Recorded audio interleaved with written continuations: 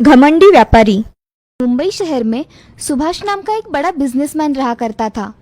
एक दिन उसे जमीन के सिलसिले में सीतापुर नाम के गांव में जाना पड़ा। वहां जाते ही उसके आगे एक बहुत बड़ी नदी थी। उस नदी को पार करते ही सीतापुर आता था। सीतापुर में जाने के लिए एक ही रास्ता था और उस रास्ते से सिर्फ एक ही आदमी चलकर जा सकता था। इसीलिए सुभाष ने अपनी गाड़ी को एक जगह खड़ा कर दिया और सीतापुर जाने के लिए कोई दूसरा रास्ता है क्या देखने लगा। तभी उसे नदी में एक नाव दिखाई देती है। उस नाव में एक नाव चलाने वाला था। सुभाष मन ही मन सोचता है, अगर मैं नदी से गया तो मुझे ज्यादा देर नहीं लगेगी और मैं 30 मिनट में नदी के उस पार पहुंच सकता हूँ।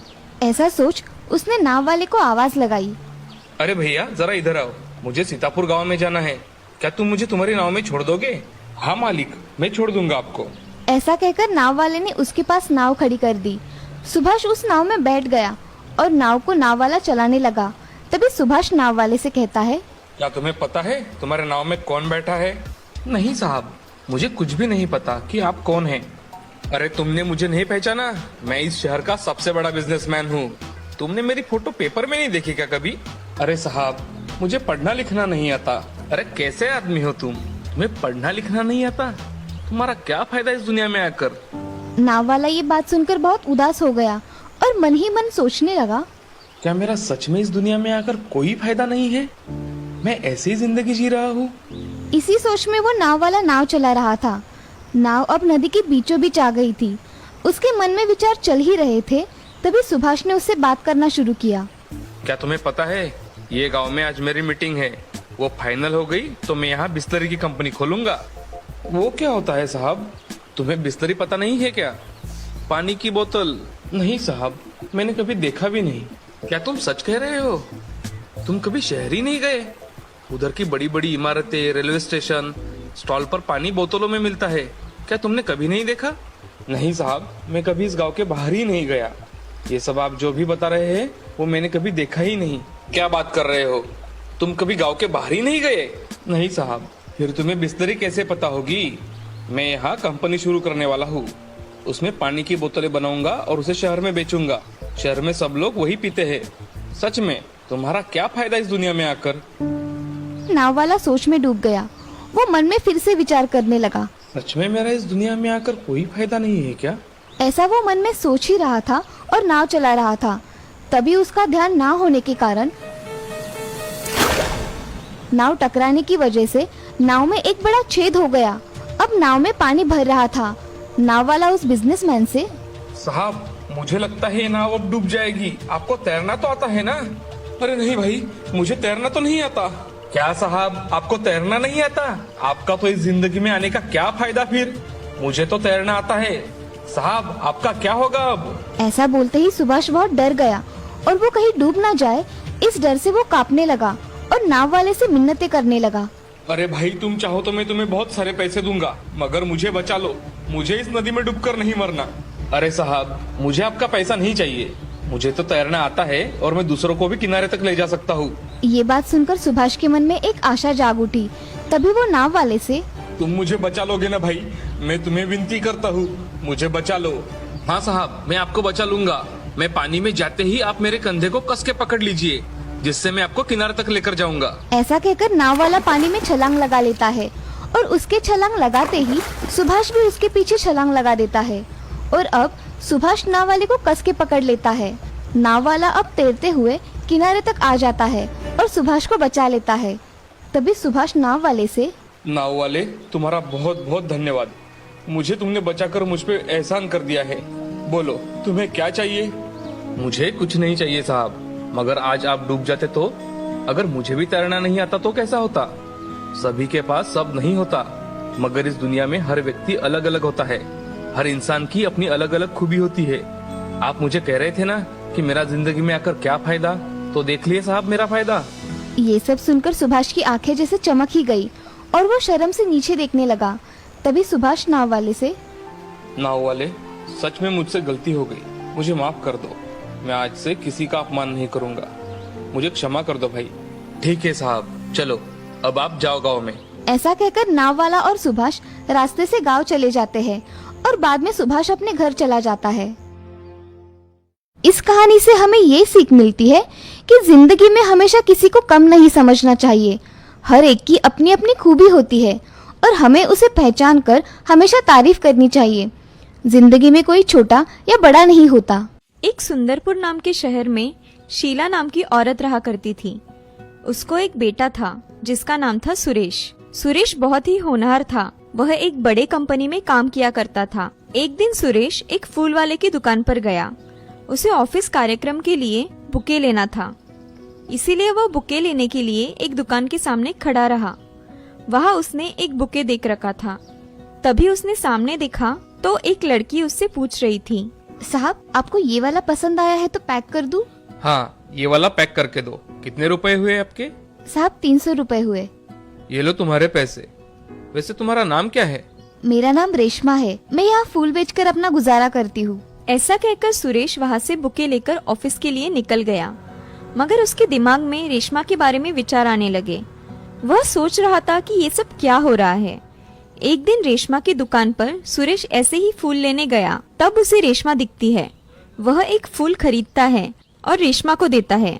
तभी सुरेश रेशमा से, रेशमा, मैं तुम्हें बहुत पसंद करता हूँ। क्या तुम मुझसे शादी करोगी? साहब, मैं आपके लायक नहीं हूँ। मैं कहाँ गरीब और आप अमीर, ऐसे कैसे हो सकता है? मैं इन सब बातों को नहीं मानता, इसलिए मैं तुमसे शादी करना चाहता हूँ। क्या आपके घर वाले मुझे बहू के रूप में स्वीकार करेंगे? मेरी माँ इस शादी को नहीं मानेगी, मगर मैं शादी करके घर चला जाऊंगा तो वो हमें स्वीकार कर लेगी। सच में ऐसा होगा? हाँ। तो मैं शादी करने के लिए तैयार हूँ। सुरेश ये सब सुनकर अगले महीने शादी करने का निश्चय करता है। तभी रेशमा और सुरेश एक दूसरे को समझ लेते हैं। वह दोनों एक दूसरे को पसंद करते हैं। सुरेश ये सब सुनकर अगले महीने शादी करने का निश्चय करता है। तभी रेशमा और सुरेश एक दूसरे को समझ लेते हैं। वह दोनों एक दूसरे को पसंद करते हैं। अब वह मंदिर में जाकर शादी कर लेते हैं और शादी करने के बाद सुरेश कहने के मुताबिक उसे अपने घर लेकर चला जाता है। उसकी माँ उसे देखती है तो बहुत खुश हो जाती है, मगर उसके साथ लड़की देख उससे पूछती है, अरे सुरेश, ये कौन है तुम्हारे साथ? माँ, ये रेशमा है। मैंने इससे शादी कर ली है। अब ये इस घर की बहू है। ये क्या कह रहे हो बेटे? मैंने तुम्हारे लिए कितने अच्छे रिश्ते देखकर रखे थे और तुमने इस गरीब से शादी कर ली। माँ, आप इसे कुछ मत कहिए। मैंने मेरी मर्जी से इससे शादी की है। आप इसको कुछ नहीं बोलोगी। और रहा सवाल गरीबी का, तो मैं सिर्फ इंसान देखता हूँ, पैसा नहीं। उसकी ये बातें सुन शीला, ठीक है बेटा, तुम कह रहे हो तो मैं इसे अपनी बहू मान लेती हूँ, मगर इसे हमारे तौर तरीके सीखने होंगे। मैं सीखूंगी माँ जी। ऐसा कहकर सुरेश और रेशमा अपने कमरे में चले जाते हैं। अब अगले दिन रेशमा अपने घर में किचन में खाना बनाती है। वह बहुत अच्छा खाना बनाती है और घर के सारे काम कर लेती है। उसकी सास शीला को ये बात अच्छी नहीं लगती, क्योंकि शादी उसकी मर्जी के खिलाफ हुई थी। अब एक दिन शीला रेशमा से, अरे रेशमा, मेरे लिए जरा चाय लेकर आना। जी माँ जी, अभी लाती हूँ। ऐसा कहकर रेशमा उन्हें चाय लेकर आती है। चाय लाने में थोड़ी देर हो जाती है तो शीला उसे कहती है, अरे बहू, चाय बना रही हो या खीर बना रही हो? नहीं माँ जी, ये देखो मैं ले आई।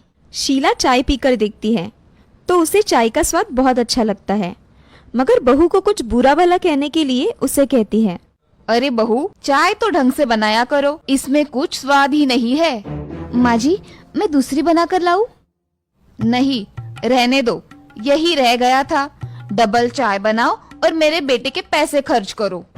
रेशमा कुछ नहीं कहती। थोड़ी देर बाद रेशमा किचन में काम करने के लिए निकल जाती है। उस दिन शीला रेशमा के लिए बहुत सारे कपड़े धोने के लिए निकालती है। तभी, बहू, ओ बहू, सुनती हो? यहाँ कपड़े पड़े हैं, धो देना। रेशमा वहाँ आकर देखती है तो वहाँ इतने सारे कपड़े पड़े होते हैं। उन्हें देख रेशमा अपनी सास से, हाँ माँ जी, मैं धो दूंगी, अब चिंता मत करिए। ऐसा कहकर रेशमा अपना घर का काम निपटाकर 3 बकेट कपड़े धो डालती है और उसे सुखाने के लिए टेरेस पर चली जाती है। थोड़ी देर में रेशमा कपड़े सुखाकर आ जाती है। अब नीचे आकर उसकी सास ने बाहर से टहलकर आने के बाद पैर साफ नहीं किए और वैसे ही घर भर घूमती ही रही। ये देख रेशमा समझ गई कि माँ जी जानबूझकर ऐसे कर रही है। ये देख शीला रेशमा से, अरे बहू, घर देखो कितना गंदा हो गया है, देखो जरा, इसे जल्दी साफ करो। जी माँ जी, अभी कर देती हूँ। ऐसा कहकर रेशमा अपना घर साफ कर देती है और सबके लिए खाना लगाने के लिए किचन में आ जाती है। खाना जल्दी जल्दी गर्म करके परोसती है। सभी खाना खाने के लिए बैठ जाते हैं। तभी रेशमा सबको खाना परोसती है। तब सुरेश बोलता है, रेशमा, खाना बहुत अच्छा बना है। रेशमा ये सब देख मुस्कुराई, मगर शीला को ये बात बिल्कुल पसंद नहीं आई। वह मन में कुछ सोचकर खाना खा लेती है और सोने चली जाती है। अगले दिन रेशमा खाना बनाती है और कुछ काम याद आने की वजह से किचन से बाहर चली जाती है। और तभी शीला किचन में आकर सब्जी में बहुत सारा मिर्च पाउडर डाल देती है और दूसरी सब्जी में बहुत सारा नमक डाल देती है। ये सब डालने के बाद शीला किचन से बाहर जाकर हॉल में बैठ जाती है। अब शीला रेशमा से बोलती है, अरे बहू, ओ बहू, आज खाना नहीं बनाया क्या? बनाया है ना माँ जी, मैं आपको खाना परोस देती हूँ। नहीं, अभी नहीं, अभी सुरेश आएगा, उसके साथ ही खाना खाऊंगी। ठीक है माँ जी, मैं बाकी के काम कर लेती हूँ। हाँ ठीक है। ऐसा कहकर शीला हॉल में पेपर पढ़ रही थी। तभी थोड़ी ही देर में सुरेश घर आ गया। उसे देख रेशमा, अजी आप आ गए? माँ जी कब से आपका खाने पर इंतजार कर रही है। अच्छा, तुम खाना लगाओ, मैं फ्रेश होकर आता हूँ। ऐसा कहकर सुरेश फ्रेश होने चला जाता है। तभी रेशमा सब खाना गरम करके टेबल पर लगा देती है और खाना परोसती है। तभी रेशमा उसकी सास को आवाज देती है, माँ जी आइए, खाना लगा दिया है। हाँ आई। ऐसा कहकर शीला मन ही मन मुस्कुराई और खाना खाने टेबल पर आ गई। अब सुरेश भी आ गया। अब दोनों खाना खाने के लिए बैठ जाते हैं। तभी शीला एक निवाला खाती है तो उसे सब्जी बहुत तीखी लगती है। वह उसे वही थूकती है। थू थू थू थू थू थू। अरे ओ कमबख्त, अभी मारना चाहती हो क्या तुम मुझे? क्या हुआ माँ जी? अरे खाने में क्या मिलाया है तुमने? इतना तीखा, और ये सब्जी तो मैं खा भी नहीं सकती। अरे माँ, ऐसा क्यों कह रही हो? रेशमा खाना तो बहुत अच्छा बनाती है। अरे तू भी खा के देख, फिर बोल। सुरेश एक निवाला खाता है तो एक ही मिनट में वह निवाला बाहर निकाल डालता है और रेशमा से बोलता है, अरे रेशमा, तुमने आज खाना कैसे बनाया है? इतना तीखा और इतना नमक खाने में कोई डालता है क्या? अजय मुझे सच में नहीं पता ये कैसे हुआ, मैंने कम ही नमक डाला था। रेशमा, अगली बार ऐसी गलती नहीं होनी चाहिए, समझी? ऐसा खाना बनाओगी तो माँ तुम पर और गुस्सा हो जाएगी। जी अगली बार मैं ध्यान रखूंगी। अच्छा, ये खाना डाल दो और दूसरा खाना जल्दी बनाओ, मैं बाहर हूँ। जी मैं अभी बनाती हूँ। ऐसा कहकर रेशमा किचन में जाकर खाना बनाती है, मगर मन में सोचती है कि ये कैसे हुआ? मैंने तो नमक और मिर्च पाउडर सही तरीके से डाली थी, ये कैसे हो गया? रेशमा अब जल्दी जल्दी में खाना बना लेती है और खाना बनाकर सबको फिर से बुला लाती है। तभी सारे खाना खाने बैठ जाते हैं और खाना खा लेते हैं। सबको खाना खाते देख रेशमा बहुत खुश हो जाती है। वह सुरेश से, अजी आपका बहुत बहुत धन्यवाद, आपने मुझे समझा और फिर से खाना खाने के लिए आ गए। अरे आते कैसे नहीं? खाना नहीं खाते तो भूखा ही सोना पड़ता। ऐसा कभी हो सकता है भला? मैं आप दोनों को भूखा सोने दूं? चलो मैं सोने जा रहा हूँ। तुम तुम्हारा काम जल्दी खत्म करो और आ जाओ। जी मैं काम खत्म करके आती हूँ। ऐसा कहकर रेशमा किचन का काम करने चली जाती है। सुरेश भी सोने के लिए चला जाता है। शीला भी सोने चली जाती है और मन में बहुत खुश हो जाती है। शीला मन ही मन में, आज कैसे सबक सिखाया है रेशमा के बच्ची को। ऐसा कहकर शीला खुशी खुशी सो जाती है। अगले दिन शीला घर में बैठी थी तो उसके घर में एक दूर की रिश्तेदार सुमन आती है। कोई है घर में? अरे सुमन आओ ना, कैसे आना हुआ? अरे तुम्हारे ही काम से आई हूँ। ये देखो लड़की, तुम्हारे बेटे के लिए बहुत पैसे वाली है और ढेर सारा दहेज भी मिलेगा। अरे उसका अब क्या फायदा? क्या हुआ, तुम ऐसे क्यों बात कर रही हो? अरे मेरे बेटे ने छुपके से शादी कर ली, अब मैं कुछ नहीं कर सकती। अरे शीला देखो, अगर तुमने तुम्हारी बहू को इस घर से निकाल दिया तो तुम लाखों रुपए की मालकिन बन सकती हो और तुम्हारे बेटे का भविष्य उज्जवल हो जाएगा। हाँ तुम सही कह रही हो, मैं कुछ करती हूँ। मैं अभी चलती हूँ। जी। ऐसा कहकर सुमन वहाँ से चली जाती है और शीला दिन भर उस बारे में सोचती रहती है। तभी रेशमा कपड़े सुखाने के लिए टेरेस पर चली जाती है तो शीला के दिमाग में एक विचार आता है और शीला खुद से, इस रेशमा के बच्ची को अगर मैं छत से धक्का दे दूं तो किसी को खबर भी नहीं होगी और मुझ पर नाम भी नहीं आएगा।